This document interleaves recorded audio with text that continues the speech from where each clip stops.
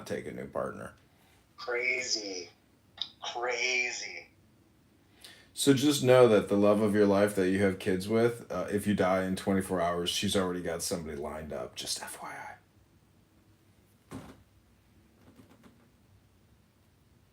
As it should be. Don't feel bad. Okay, let's play this Arthur Schopenhauer. As it should be. No, I mean it's evolutionary biology. It's the rough facts about nature that nobody really likes to explore because it's so brutal. Nature is so brutal. It's heartless. Imagine you're the smartest person in the room, and that's exactly why everyone turns against you. Let's pause it in. You offer a brilliant solution. It's 22 minutes, so let's pause it at... We'll do 3 pauses. We'll pause at 7 minutes. Expecting applause, but instead you're met with icy stares or forced smiles. Ever felt the sting of being punished for your intelligence?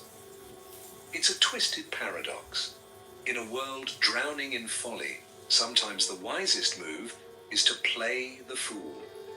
Why would anyone act stupid in a stupid world? What hidden power lies in playing dumb when you know you're right? These questions strike at the heart of a profound insight, one that the philosopher Arthur Schopenhauer understood all too well.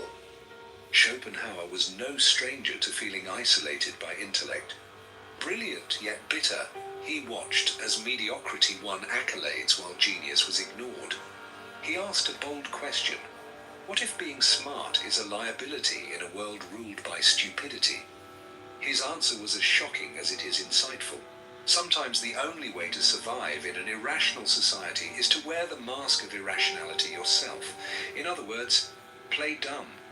This Echoes of Wisdom episode dives deep into Schopenhauer's philosophy to explore the strategic value of acting stupid in a stupid world.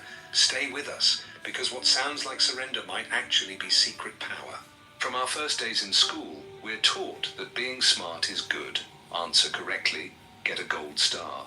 But step into the real world, and a darker truth emerges, showing superior intelligence can spark anger and envy.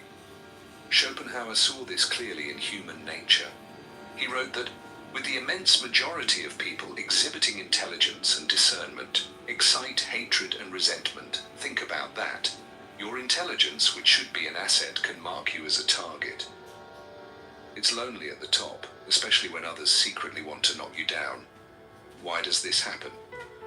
Schopenhauer explains that when someone less capable senses your brilliance, it's as if you've unintentionally insulted them just by being yourself. To show your intelligence is an indirect way of reproaching others for being dull, he says. In that moment, the other person imagines you must be judging them from on high. Their vanity is pricked. Since there is nothing of which a man is prouder than of intellectual ability, seeing yours shine painfully reminds them of their own limitations. The result? Bitterness stews beneath polite facades, Schopenhauer warns. It is an exceedingly rash thing to let anyone see that you are decidedly superior intellectually, because he will then thirst for vengeance. In other words, the moment someone feels outshone by your mind, they quietly plot to bring you down. Picture a gifted student in a classroom of average kids. She knows the answers, corrects mistakes, and aces tests. At first, teachers praise her, but her classmates? They roll their eyes, whispers start. She thinks she's so smart. Recess turns cold. She's left out of games. Eventually, she pretends not to know answers, hiding her talent just to fit in. Intelligence, instead of making her popular, painted a bullseye on her back. This isn't just childhood politics. It's a reflection of a broader social truth that Schopenhauer boldly articulated. He learned it the hard way in his own life. At 19, Arthur's brilliance had already turned abrasive. His mother, Johanna, wrote him a scathing letter, calling out how his know-it-all behavior alienated everyone. Your extreme intelligence casts a dark cloud over your good characteristics.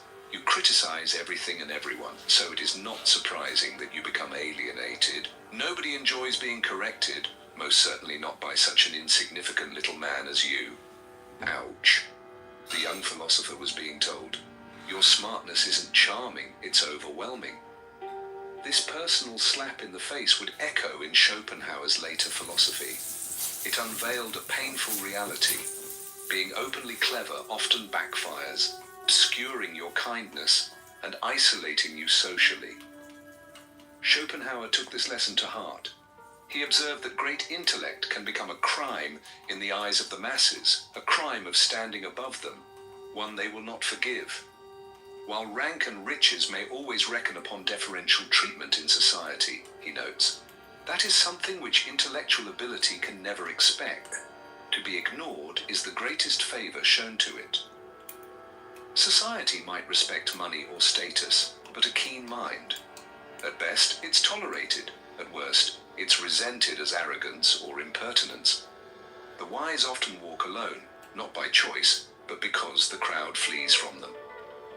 As Schopenhauer puts it, mental superiority of any sort always tends to isolate its possessor. People run away from him out of pure hatred. The intellectually gifted become lonely exiles, punished for the very gifts that could benefit everyone. So, what is a person of intellect to do in a stupid world? Suffer in isolation? Argue endlessly, trying to enlighten those who don't want to be enlightened? Schopenhauer offers a radically counterintuitive tactic: play dumb. If the world refuses to reward wisdom, then don't advertise it. Hide your sharp mind behind a friendly, unthreatening mask. In Schopenhauer's own words, the only way to win affection from people is to show the most animal-like simplicity of demeanor. This advice is startling. Be as simple as a beast to be liked. He doesn't literally mean become stupid, but rather project simplicity, the way an experienced actor might play a role. Why would being underestimated ever be a good thing? Because it disarms the envy and hostility of others. No one feels threatened by a fool. Once you don the jester's cap, people relax. They stop bristling defensively and might even let you in.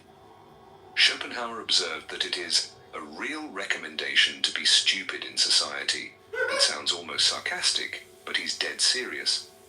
When others see inferiority, it soothes their vanity. If a man is to be liked, he must really be inferior in point of intellect, Schopenhauer writes bluntly. Think of it like lowering your head to avoid the swinging club of someone's ego. They won't take a swing if they don't see you as a target. This idea isn't just Schopenhauer's. History and literature are full of wise fools. In many a king's court, the jester, the fool, was the only one who could speak truth to power, cloaking wisdom in humor. Consider the ancient strategy of feigned madness. The Bible tells of King David pretending to be insane to escape a hostile ruler. Shakespeare's Hamlet puts on an antic disposition, acting crazy to hide his very sane plans. Yeah, Sasha, this is basically what I've been doing for quite a while in my life now. Across cultures, strategy... Hey, by the way, I fucked up the link. That was not the correct one. I dropped the correct one in the chat because okay. I messed up. I'm sorry. Just play the second one. It's way better. Okay. Hold on. Let me find it. I shared this one that we're going to listen to. Mm-hmm. It's fluid. You can share it with other people, friends that you have. And the response is always positive. Like people like it. Like the idea of the information. It's really nice how it delineates the avarice of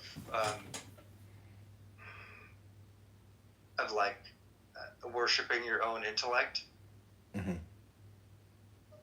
It's really humbling. It's quite good. I only have low dumb IQ Clubhouse people to share this with. It's nice to have other. You know your skin is the largest organ of your body. The lightweight moisturization of Old Spice lotion is like treating your skin. If I share anything with my father, he just texts me back. He's like, I don't understand. Like, what are you looking for? Intelligent people in history rarely were the happiest, and the geniuses who dominated their eras frequently ended their days in absolute solitude. This is not a coincidence, but a revealing pattern that hides one of the greatest secrets ever told about the functioning of the human mind. Those who insist on displaying their intellectual superiority are, ironically, demonstrating their deepest misunderstanding of social mechanics. In the 19th century, while Europe was intoxicated with the promises of reason and scientific progress, a philosopher with an acidic temperament and intractable personality formulated one of the most subversive theories about human intelligence. Arthur Schopenhauer, marginalized by academia and ignored by his contemporaries, perceives something that fundamentally contradicts our contemporary obsession with appearing clever. True intellectual power lies in knowing when to pretend not to have it. Intelligence is invisible to those who do not possess it, wrote Schopenhauer. But what few perceive in this philosopher's work is his most disturbing conclusion. Intelligence also becomes an unbearable burden for those who do not know when to conceal it. The contrast between the human warmth of vulnerability and the cutting coldness of intellectual display was masterfully captured in the Schopenhauerian metaphor of human warmth, which suggests that people instinctively approach those who do not represent an intellectual threat, just as bodies seek heat on cold days. This perspective not only challenges our conventional understanding of intelligence, but completely subverts the modern notion that we must constantly prove our intellectual worth. Contemporary society has built a cult of intellect that has transformed knowledge, not into a tool of liberation, but into an instrument of psychological imprisonment. Observe how in social networks, universities, and corporate environments, a silent and incessant competition for the demonstration of cognitive superiority prevails. This invisible arena does not produce winners, only slaves of approval that never satisfies. Schopenhauer identified this social pathology centuries before its digital manifestation.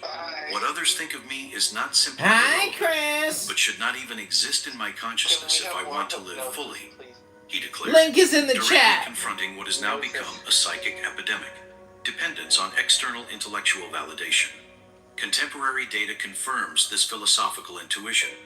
A Harvard University study revealed that 78% of highly qualified professionals experience imposter syndrome, the constant fear of being discovered as intellectually inadequate.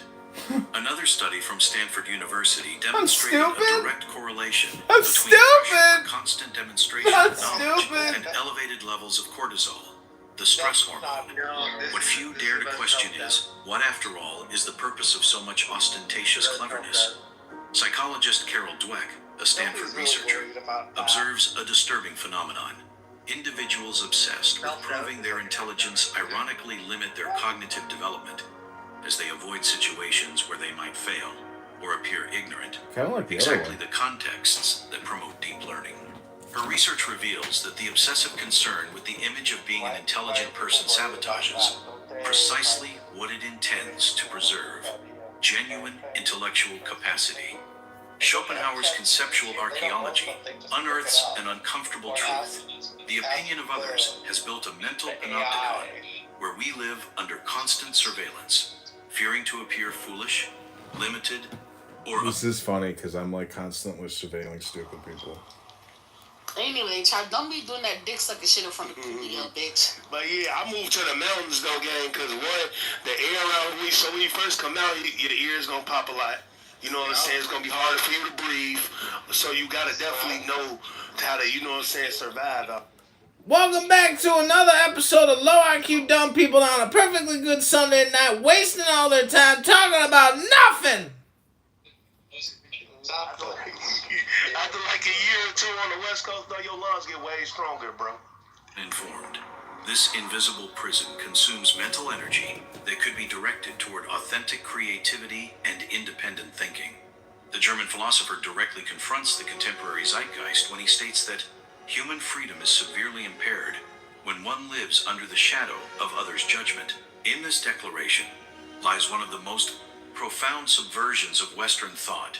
What if the unbridled pursuit of intellectual validation is not a sign of cognitive development, but a symptom of profound existential insecurity?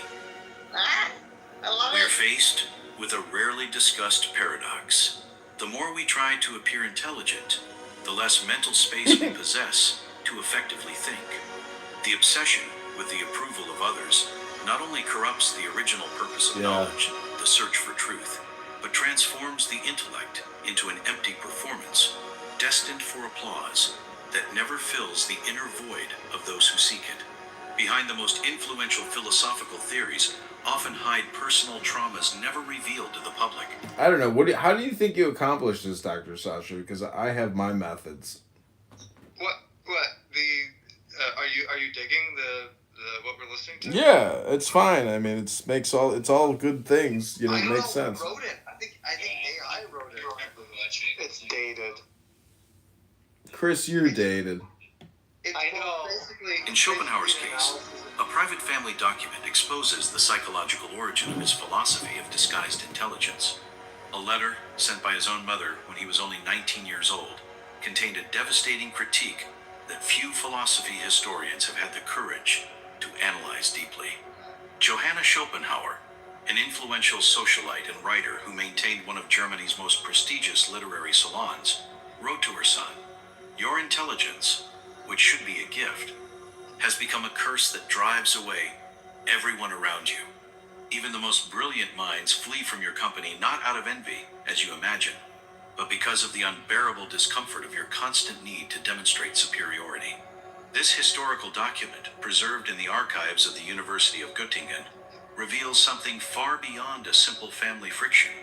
It represents the archetypal confrontation between the pure intellectual and a society that rejects not intelligence itself, but its arrogant expression. The relationship between Schopenhauer and his mother was notoriously tumultuous. After his father's death, a prosperous merchant from Danzig, Johanna quickly established herself as a central figure in German intellectuality, while young Arthur cultivated increasing isolation. The letter emerged precisely from this context, an emotionally maladjusted son being confronted by a mother deeply integrated into the social circles he despised. Biographer Rudiger Safransky reveals a little-known detail. After receiving his mother's letter, Schopenhauer entered a period of profound introspection that lasted months. His notes from this period show an obsessive concern with the social impact of his intelligence, something completely absent in his previous writings.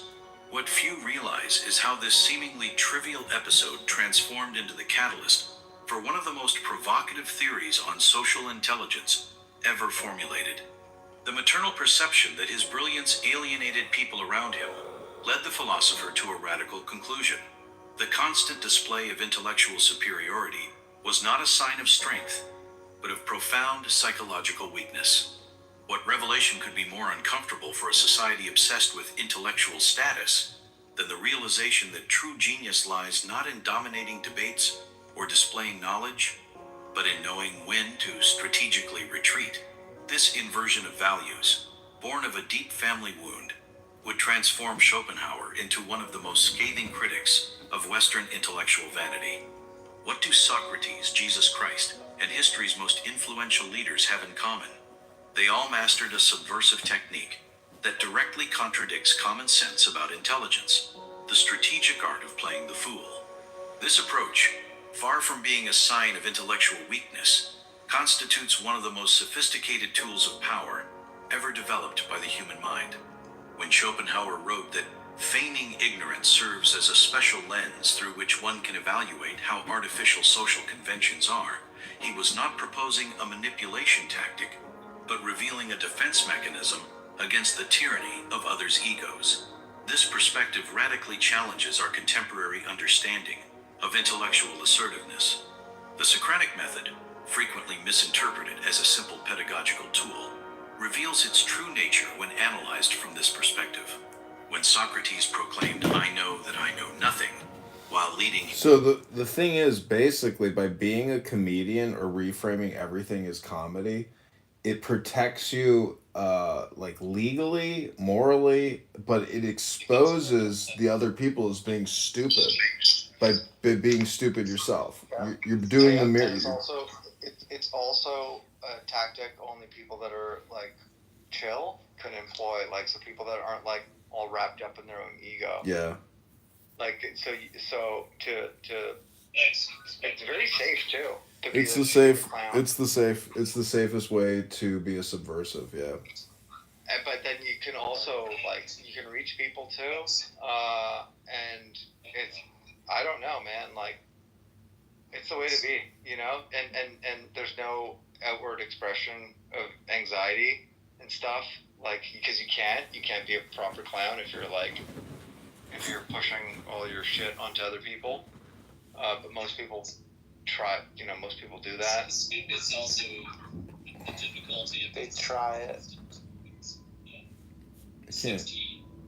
His interlocutors to inescapable logical contradictions, he was not practicing false modesty, but employing precisely what Schopenhauer would call strategic stupidity. Most men are so subjective that at bottom nothing interests them except themselves, observed Schopenhauer. This perception reveals why feigned ignorance works so effectively as a social tool. By reducing the perceived threat, one disarms the interlocutor's egoic defense, allowing uncomfortable truths to penetrate where direct arguments would be immediately rejected. In contemporary culture, Detective Columbo perfectly exemplifies this strategy.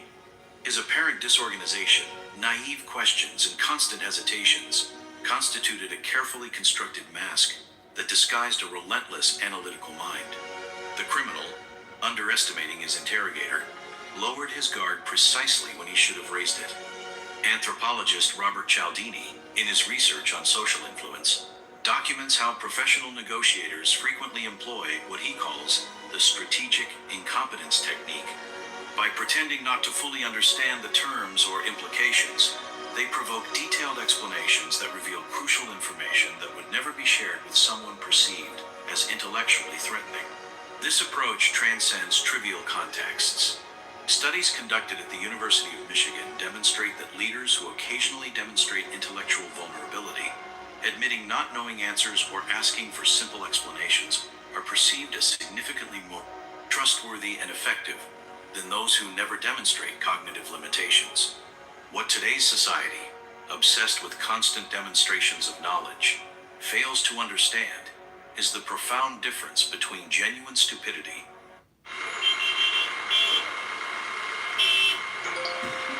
Taxes was feeling so stuck.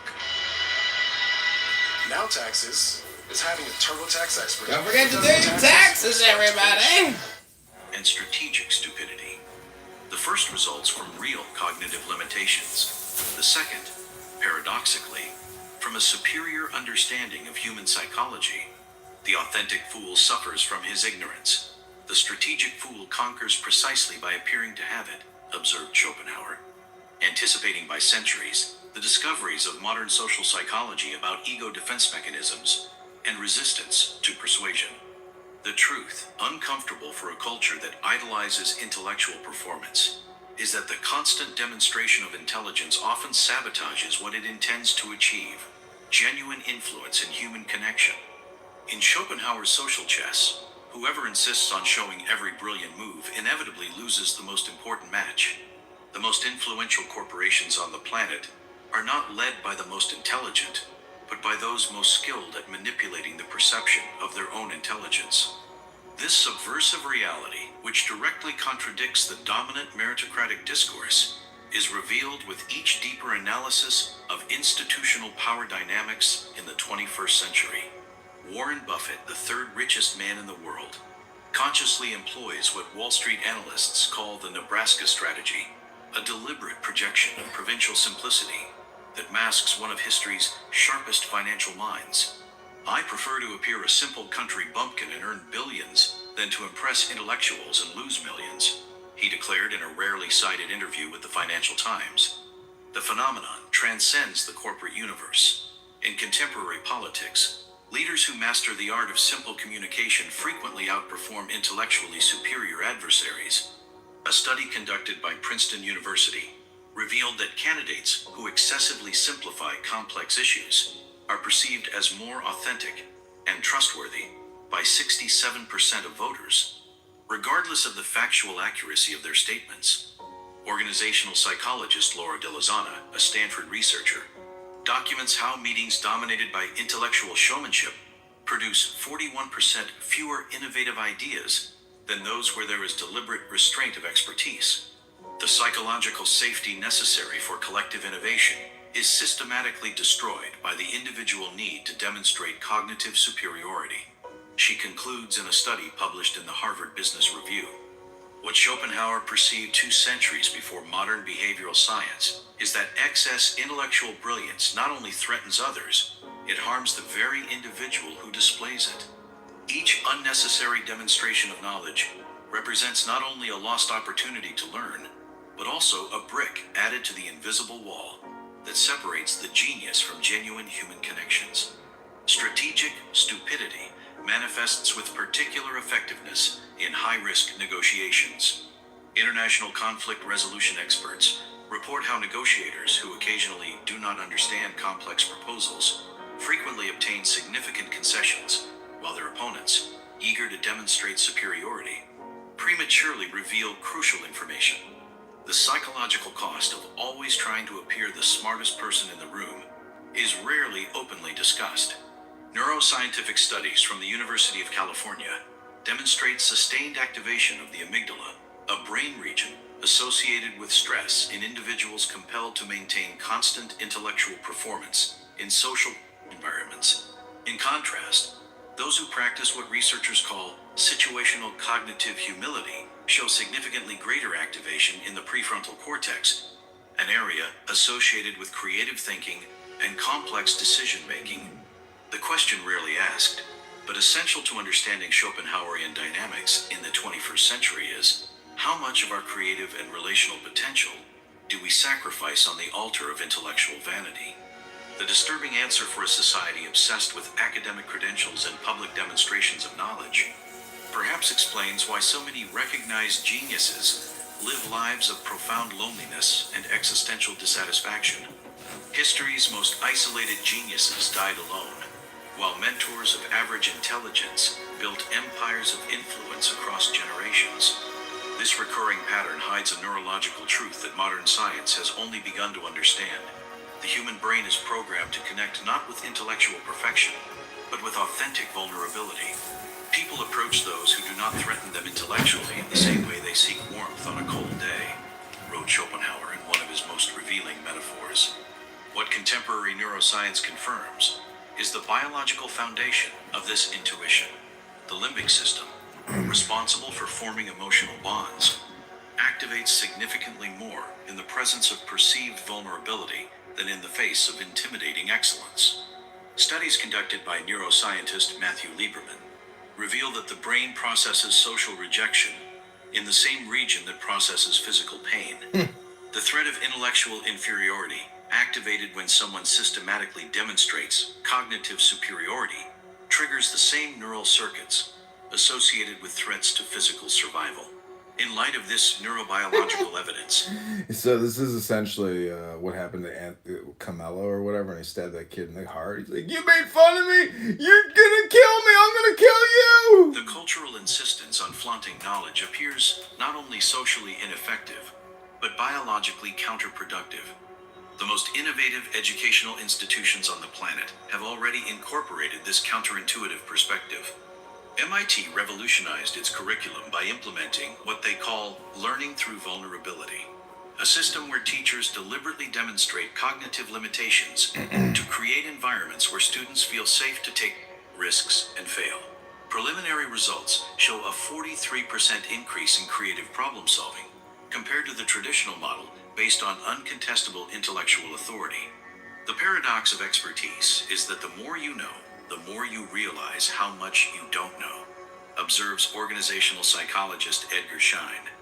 This observation reveals the fundamental contradiction at the heart of intellectual... So Sasha, one of these days, I have like multiple hypnosis records, and some of them are like so laughable, but they're actually still really valuable because they're direct hypnosis records of like people who actually like put out a product about how to hypnotize yourself.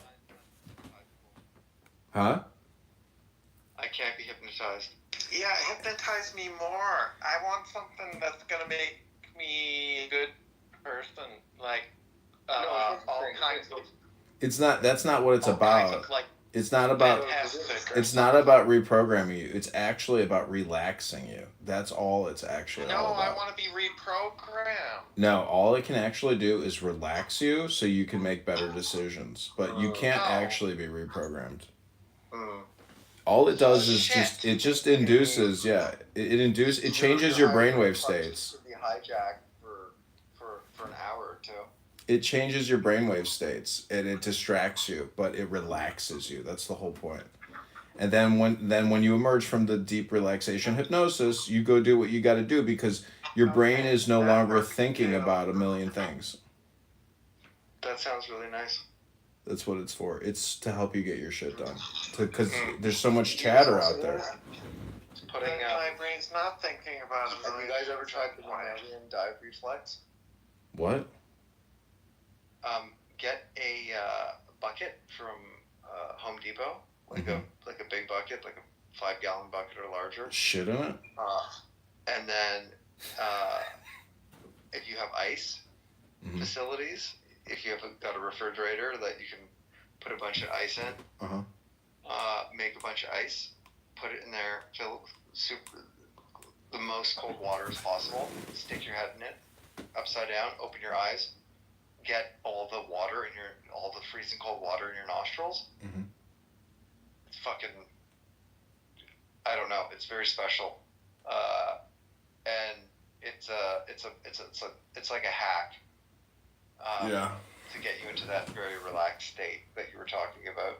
Yeah, it's like icing your brain. It's a biophysiological hack. Yeah, but it's not icing the brain. Whatever. We're pretty robust. It causes something. There's like I don't know what it is, but it feels so good after, and then you sit down on the couch or you just go to bed and you'll be like. It's like heroin. I've never taken heroin, but I would imagine it's like the effect whenever I do dunk my head in ice water and try and people do the cold plunges. Hold my breath for as long as possible. Yeah, the effects are undeniable, and they're real. What is what's the Wim Hof method called? What is that? It causes ketosis, right? Well, he does the breathing thing. I don't know about that, but he likes to go out in the cold. Yeah, the whole thing. Like if you ice, certain parts of your body starts sending more blood to that area. So what you're doing is like you're reducing inflammation, and a lot of people I think do have brain swelling, and if you do a cold bucket, head dunk, like it's the same belief that if you have swelling, you should ice it. Apparently, your spleen releases a bunch of white blood cells, or maybe hemoglobin. I don't know. I think it was described by one of my OG Clubhouse nerd friends. That's how he described it, and I don't know if that's like. It's got to be true because your brain produces so many chemicals. When you go to the gym and you do a squat or you do a bench press, like your brain is producing tremendous amounts of chemicals being excreted real time as you're pushing. Yeah, all the neurotransmitters and everything, and all the linkages between the mitochondria and the axons and everything in your brain and throughout your body. Yeah. But the thing is, to me, is like you can hack your brain by hacking your body, but the other thing is reading books. If you want to really program yourself, put external programs in your brain, and you'll change who you are. I wish I was better at reading. I stopped reading in my early 20s. The number one excuse is you're lazy. That's it. Is you're lazy. There's no other real good explanation. See, the thing is, you have to make it an experience. Like when I read, I do performative reading. But like you might not understand me properly, Edmund. John, whatever. Just record. You have to turn books into different platforms now. I can actually read 5 pages and not like it doesn't go into my head. I get it, but that's the thing is it's actually there. You can't actually access it, but it is there subconsciously. So The thing is, I create records of what I'm reading. So I'll go on YouTube across 15 different phones and do 1 minute clips, and I'll read for 15 minutes. You got 15 phones? Yeah, I'll create 15 different You clips. should have been born in China with like the fucking stands. I know. iPhones and everything. I know. Oh, that's cool. But what I'm trying to tell you is there is a way to offload the inability to comprehend because you're thinking about too many things even while you're reading. Like, I will read things and I'll have absolutely no idea what I just read, but I will have read it perfectly and I'll have it in a 1 minute clip on YouTube, and then I'll go back and listen to it for comprehension because I was thinking about something else as I was making the recording. Whoa. You could also read to your subconscious if you just let the words of the book let your eyes pass over the words of the book.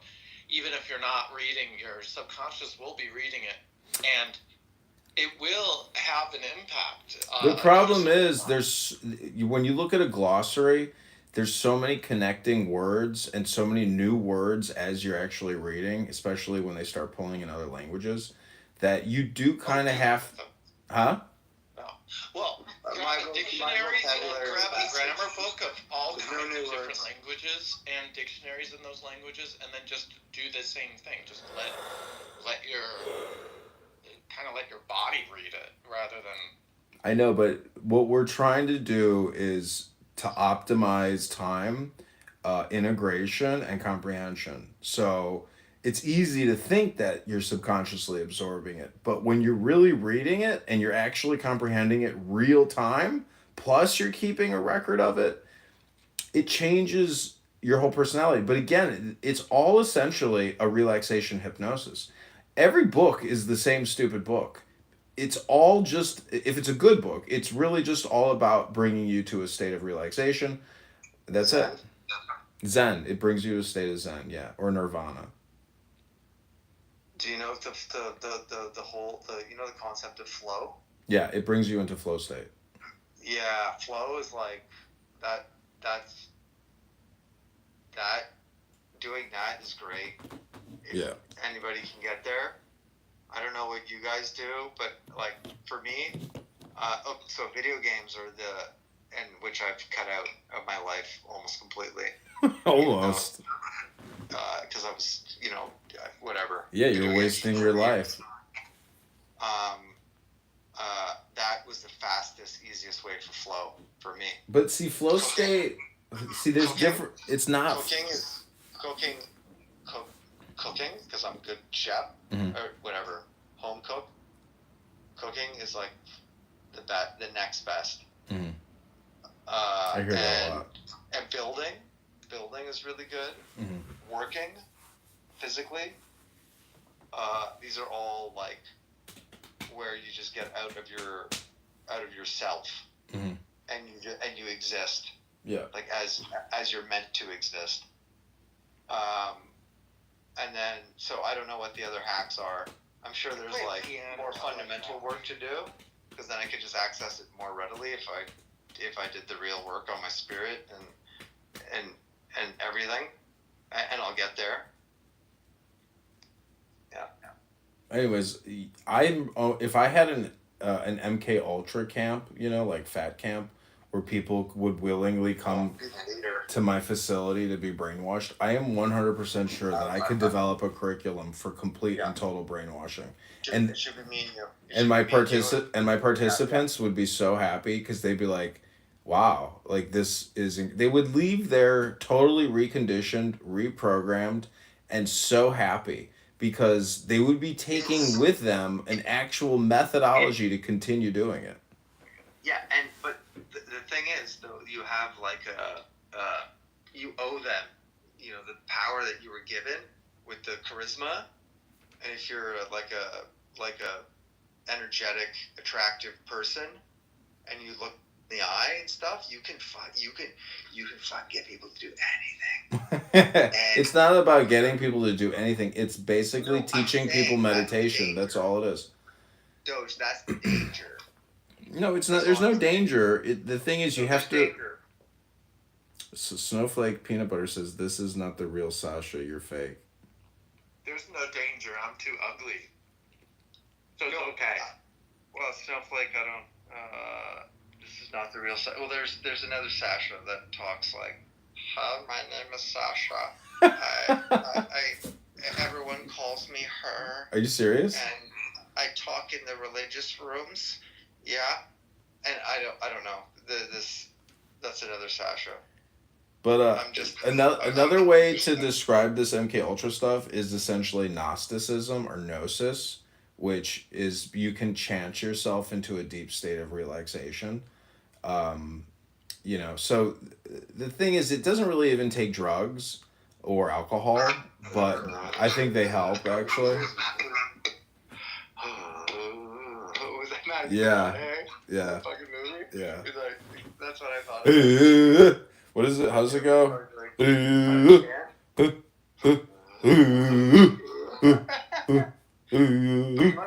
might be right. You could fucking chant yourself right into like a Wolf from the Wall Street. Yeah. State. Yeah.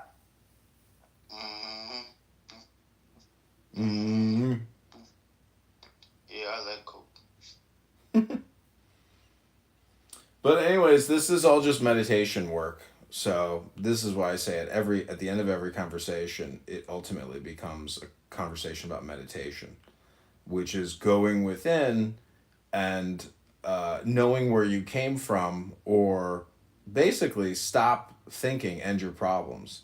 Meaning that when you go beyond words and sounds, you get to this blessed state of silence and equilibrium, which is essentially the riddle of the Sphinx, or really the real you, which is not a word or a sound. And once you can get to that awareness, it's like riding a bicycle. You always carry it with you. You never get disequilibrated, and you're always going to meet people that want to gas up and gaslight and waste your time and be stupid and fat and annoying, because they haven't figured out the silence secret. And so, but if you practice it enough, everywhere you go, it's like being in nirvana. It took me a long time.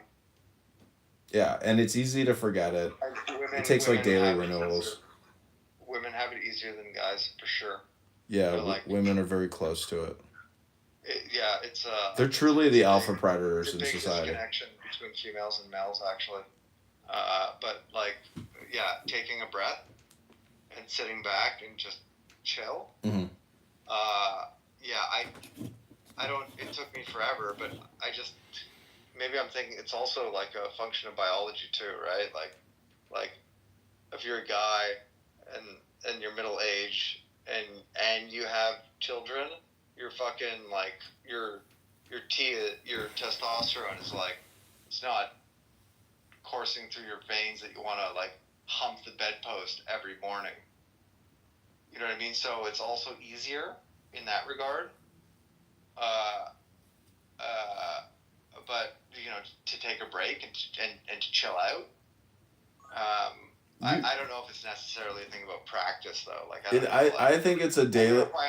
No, I think you have to put yourself back into the brainwave state daily to essentially, if you want to get back to the source. And a lot of women, they are very big into meditation, but they don't even consciously know they're meditating. But the other thing is, if a woman is taken from a man or created out of a man, that means they're degraded. And maybe they're closer to the source because they're stupider or dumber or more foolish.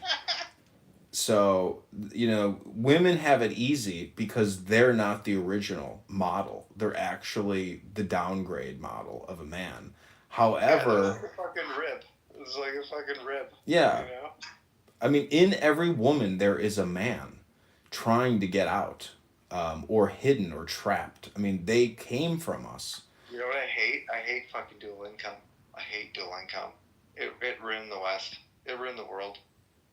It's so easy to say that, but truth is, it's just more of the same problem, which is thinking and opinion making. So, if you can meet a woman... I don't know.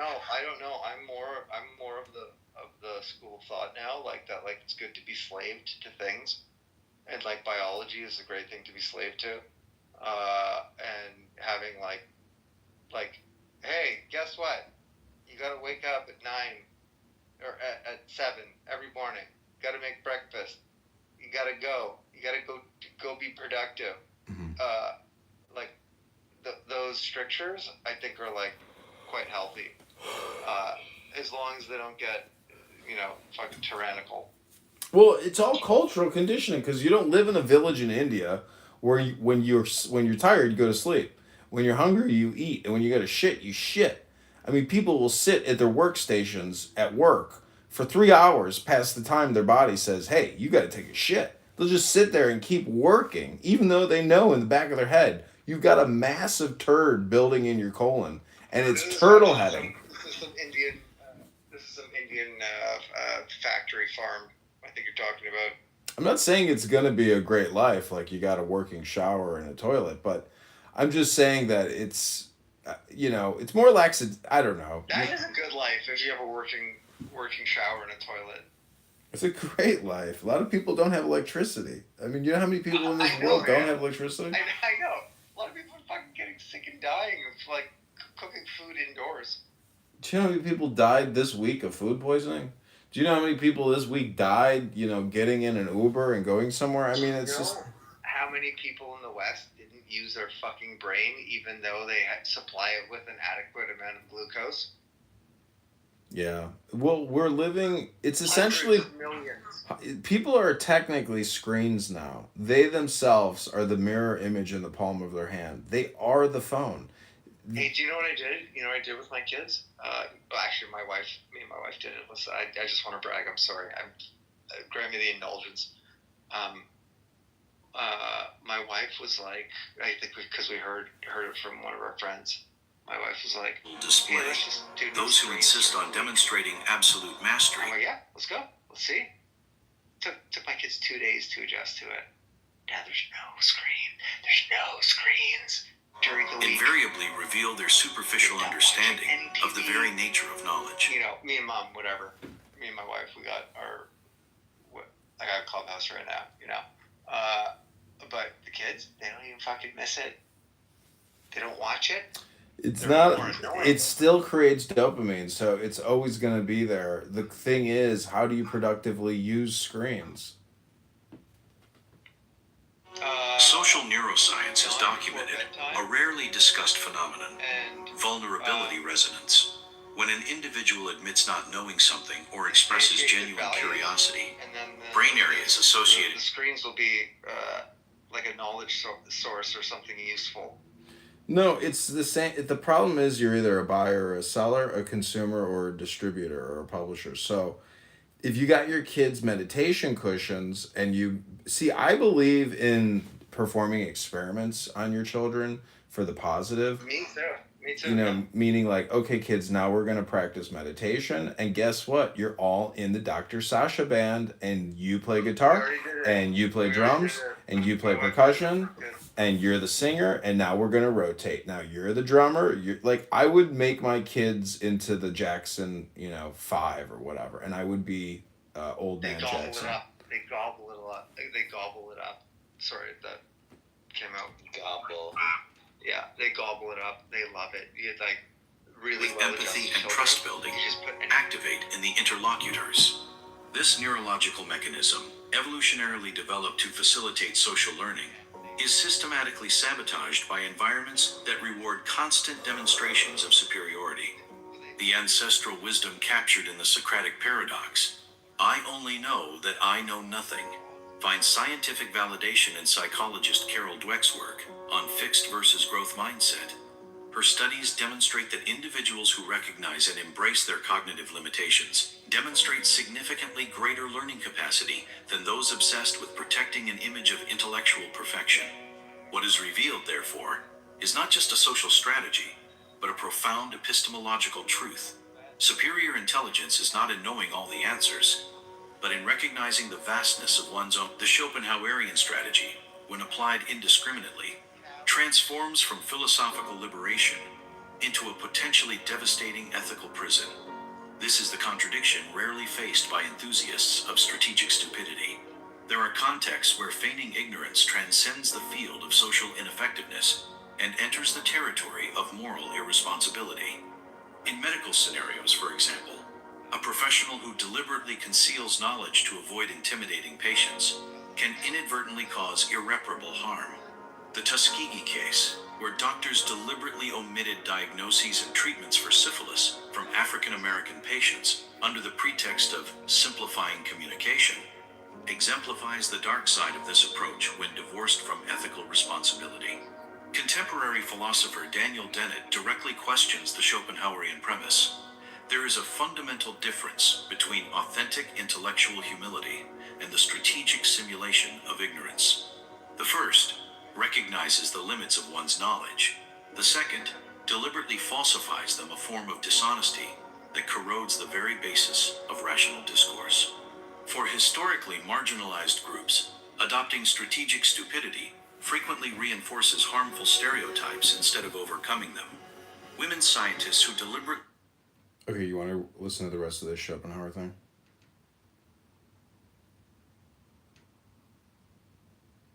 diminish their credentials to please male colleagues not only compromise their individual careers, they perpetuate systems that systematically devalue female contributions to knowledge. Social psychologist Claude Steele, in his research on stereotype threat, documents how members of stigmatized groups face a perverse dilemma: demonstrate competence and face social rejection.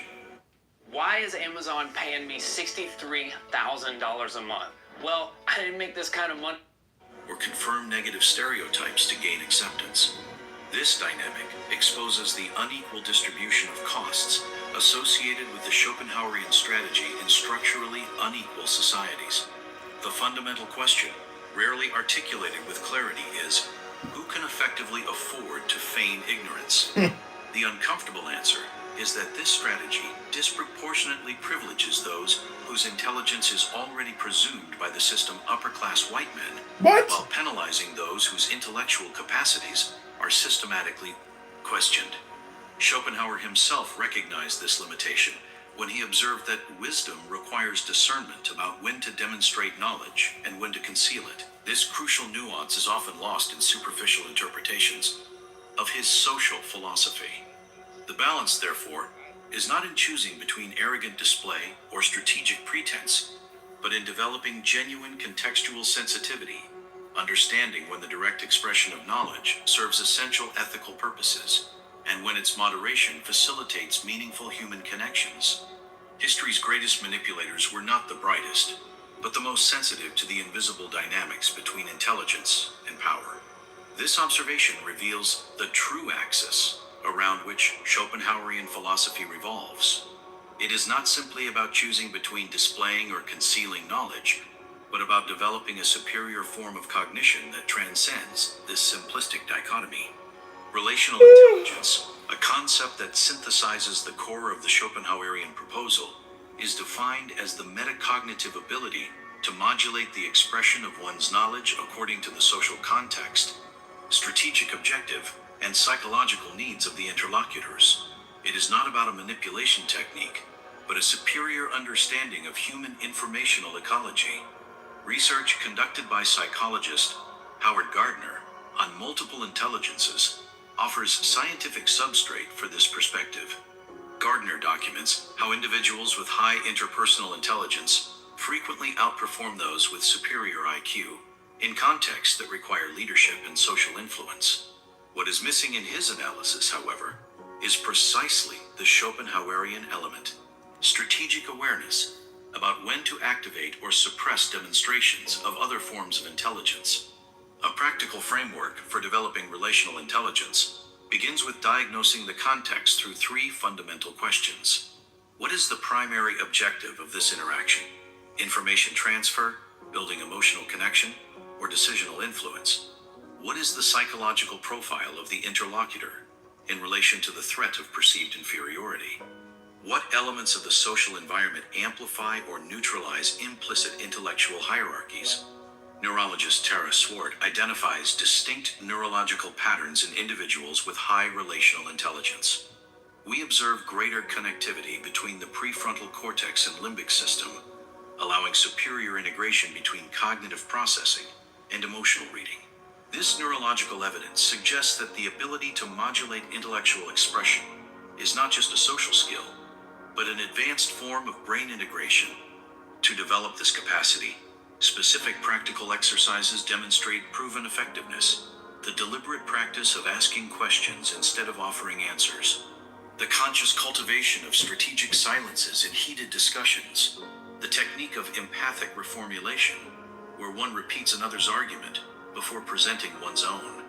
And the disciplined habit of identifying moments where the display of knowledge primarily serves egoic gratification instead of legitimate communicational purpose.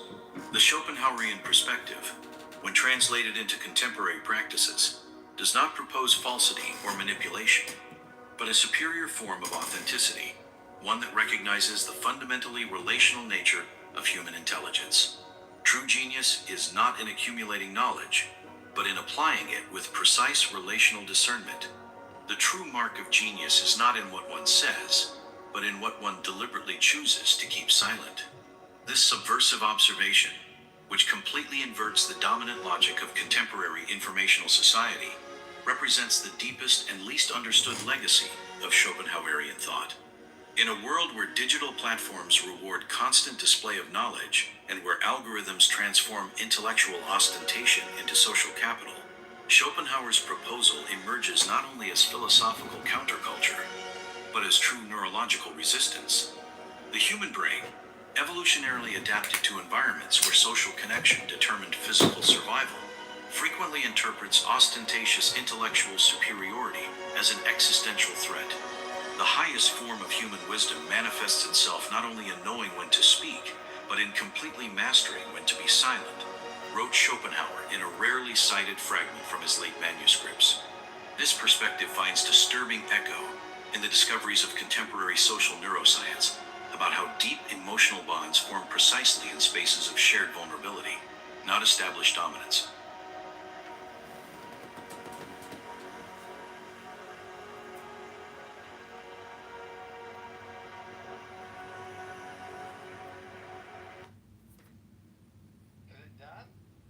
Yeah.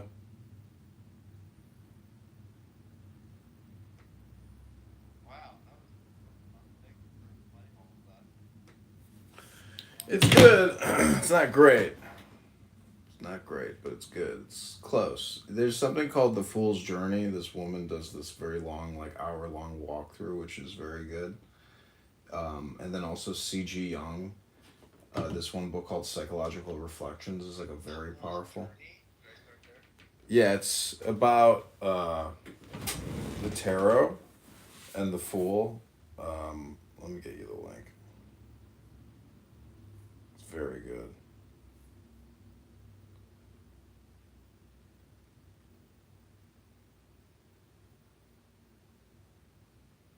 That one, the one we just listened to, is I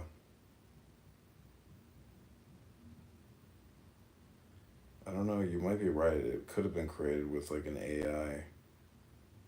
I think it is. I think it's compiled by AI. I've never it's too.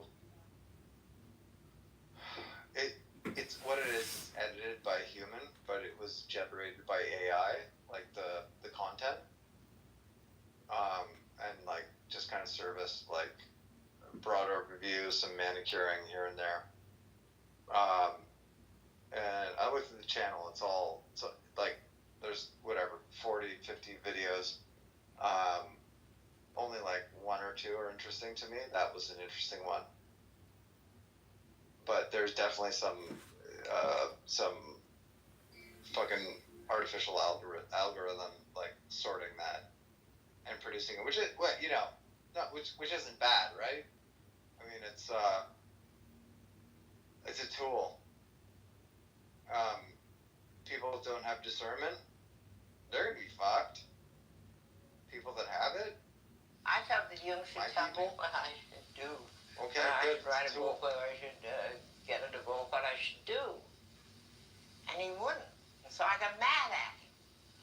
And I said, why is everybody so mean to me? And he said, why are you so mean to everybody? So I stormed out. Did anyone see my Chinese kid? Sorry, I just had to show off my Chinese kid. You have to look so close to even perceive that he has double eyelids. What makes him Chinese? 5/8 of his genome. I know, but what's a Chinaman? He just looks really Chinese. That's all. That's all. He's just like zoom up. You created a China baby? Yeah, it's crazy. It's crazy, right? My first son looks like he's jungle Asian, you know? Like, obviously halfsy, but well, he's dark. Like, really light skinned, and this little guy is just like a little China boy. I don't know. I brought this up earlier. I should get off the horse, but it was just really fun. Oh yeah, it was funny because the guy was like, "Hey, Sax, your wife, she Chinese?" All right, Dr. Sasha, I'm going to bed, but I put a link at the top. It's Alan Watts reading the Tao Te Ching. It's a very powerful hypnosis. I hope you enjoy it. And Chris, this is your gift. I hope you enjoy the hypnosis. Thank you. I love hypnosis. Don't end it. Hold on 1 second. I just need to get the link. Yeah, I need to be better hypnotized. This is a very powerful hypnosis. It's like the source book of all source books, the Tao Te Ching. Okay, got it. Thanks. And I think it's AI generated. But click the link above. It's fun hanging. Okay, to talk to you tomorrow. I'm sure I'll see you online. Farewell. Have a good night. Bye. More useless